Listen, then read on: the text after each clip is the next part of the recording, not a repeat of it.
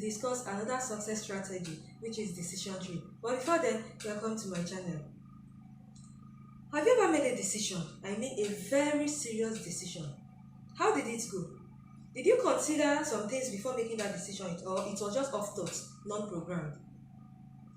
Making decision is one of life necessities.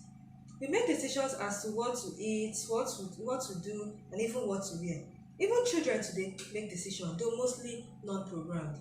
So making decision begins as soon as we're able to assimilate or can think of anything. It is the mental process that leads to the selection of an action and these different alternatives. It must produce an output, a choice, and that choice can be an action or an opinion.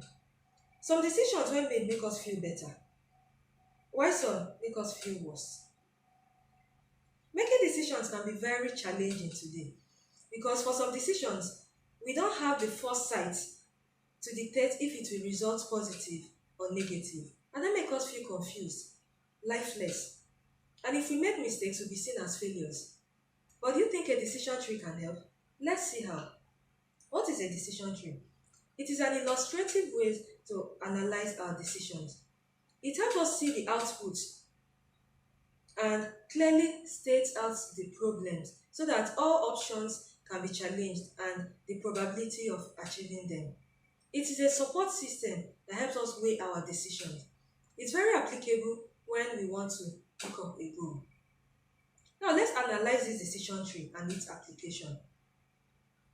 We all know that a tree has different branches. So those branches make up a tree.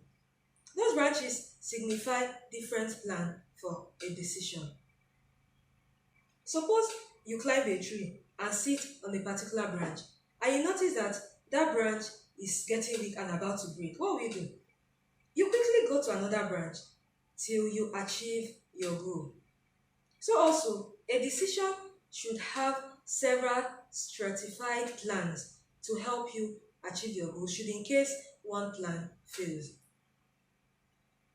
Now, assuming you only have just one plan for your decision and that plan fails you, you fall to the ground, just like sitting on that particular branch that is weak and you fall to the ground. You become disorganized, weak, lifeless. So a decision should have plan A, plan B, plan C. In fact, several plans depending on the available alternatives. Now let's look at the steps to take if you want to achieve a goal. 1. Identify that goal. 2. Get information to help you weigh your decision. 3. Consider the risk. 4. Evaluate your decisions. And the 5th one, solidify your decision. Now let's say, for instance, you are done with your secondary education and you want to get a degree, but you are not financially buoyant. For most of us today, our parents took that responsibility, but your parents are not able to raise funds. What can you do? Now let's consider some options that you can take. 1, you can meet with your relatives or family members to see if they can assist. Or you can do some jobs to raise funds for yourself. Or 3, you can search for fully funded scholarships. It's possible, you can get it.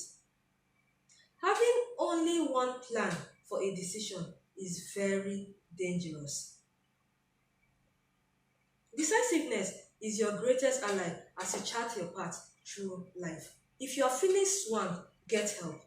Meet matured friends and professionals to help you, to guide you on the right path.